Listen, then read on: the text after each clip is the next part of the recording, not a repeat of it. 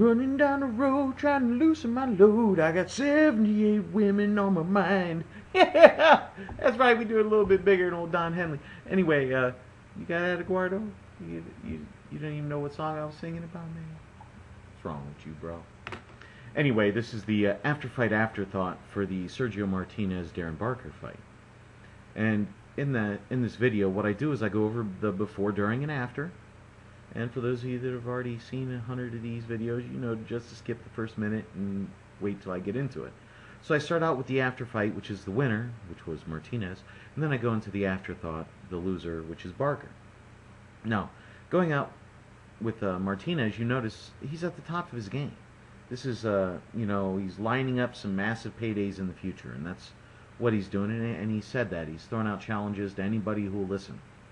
And a lot of them are mostly in the lower weights when you start talking about Pacquiao Mayweather, because that's where the money is. Let's be honest, that's where the money would be for him to get a legitimate fight.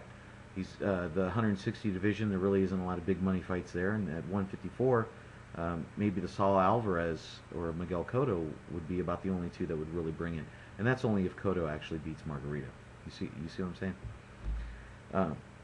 He's got everything to lose in this fight. If he looks bad, like bad in the fight, he could, you know, stand to lose the bigger paydays, because then he can't command it by saying, look what I'm doing, you know, that kind of stuff. If he wins, you know, again, the ball just keeps rolling. If he looks bad in the win, you know, like if it's one of those, it goes to decision and, you know, we think he might have got a gift decision kind of deal, then, you know, those will raise questions too. So he has to look good in order to keep this ball rolling.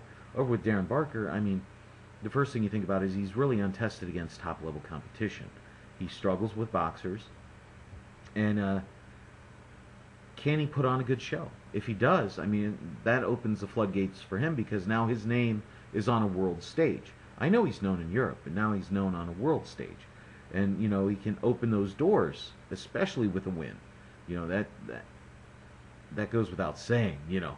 If he has a good showing, that's going to open up, and people are going to be like, hey, you know, give this guy a shot, you know, or it could set up big fights over in Europe, you know. And if he loses and looks bad, you know, it's back to the Commonwealth, you know. And I know some of you don't want to hear that, but, you know, the Commonwealth is here and the world is here. You see what I'm saying? You know, there's that little difference there, you know, Commonwealth fighters, you know, and the world fighters. Anyway. It's like the NABF here in America, North American Boxing Federation title. Yeah, you're here, but you want to be here. You know, that kind of thing? All right. During the fight, Barker actually did better than he was supposed to, and Martinez didn't do as good as he was expected to. So when you had that, you actually had a nice, seemingly competitive, yet Martinez was dominant. Does that make any sense? The fight was closer than it should have been, and Martinez was still winning the rounds. Martinez lost a few in there. I think he lost the 5th round. One or two of those rounds in there he had lost, but he established and really started hitting and banging on Barker there. You saw the speed difference and just general ability once that 9th and 10th round hit. You know, those are pretty big rounds there for Martinez, and Barker was taking a pretty good pounding there.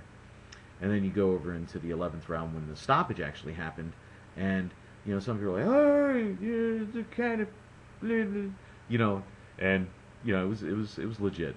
So going into that after the fight, when you start, was it planned, or did he just have a down night? I mean, did he plan to kind of look vulnerable so he could get people to step up and want to fight him? You know what I mean? That kind of thing. You know, Ali was good at that. You know, you thought you were going to beat him, and then he'd just come back and, you know, beat you up. You know, that kind of stuff. Maybe Barker is better than he was advertised. You know, you really have to think about that when it comes into it.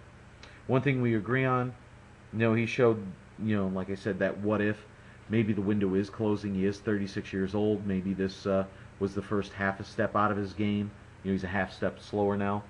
You know, or is he, you know, kind of doing the, you know, what Sugar Ray Leonard, you know, did, you know, hey, look, you know, I'm not that good anymore. You know, I'm just gonna, you know, or jumping on people.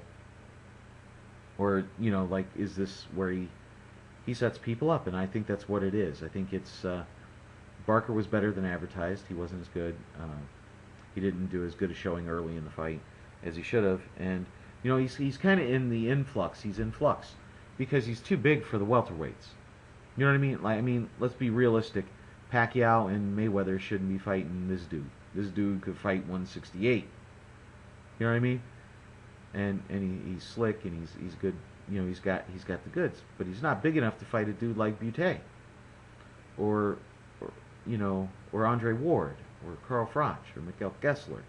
But then again, you start thinking about it, and that sounds like a good fight right there. The Kessler fight, because Calzaghe was 5'11", 6-footish. You know, he wasn't like this giant of a guy. You know, and Kessler struggles a bit with boxers. I think that would be a great fight for him. But now, out of the, you know, the little rumblings there, you think Andy Lee might be next up in line. You know, the Irish Andy Lee and stuff, who's being trained by Manny Stewart. So, I mean, that sounds like a decent one too.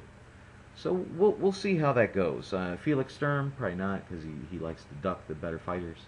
And when you look at that, but Gale, that could be a nice one too. You know. Now let's go over to Barker. I mean, this is a good showing. You know, he showed he can hang there. You know, he can do his thing. I mean, he made it to the 11th round, which was a testament to him. You know, to be able to take, you know, you can take a good shot. You know, the big boys should start calling for him. You know, when you look at this, I think a Matthew Macklin fight would be off the charts. I think absolutely off the charts. I think that could almost pretty much pack a stadium, to be honest with you. And that would be something. Maybe Anthony Mundine, you know, to kind of reestablish his cred, you know, to get back up in there. Or Marco Antonio Rubio. You know, these are legitimate fighters that would get him right, like a win over Mundine or a Rubio could jump him right back up into the title, or Macklin for that matter, you know, would jump him right back up into the title scene again. So I think that's, you know, very positive for him. He lost nothing out of this fight. Well, I mean, he lost his O, but at the same time, when you think about it, you know, his showing was good enough that he has a chance to get those. His name is out there and to keep getting the bigger fights, at least for the next 2 or 3, unless he like strings like 3 losses in a row. Okay? Well, hey, this is Bigragu. Please comment, rate, subscribe, be my friend, be Eduardo's friend. He's always looking for friends. I don't know why. Something wrong with him. Anyway, it's Bigragu. I'm out.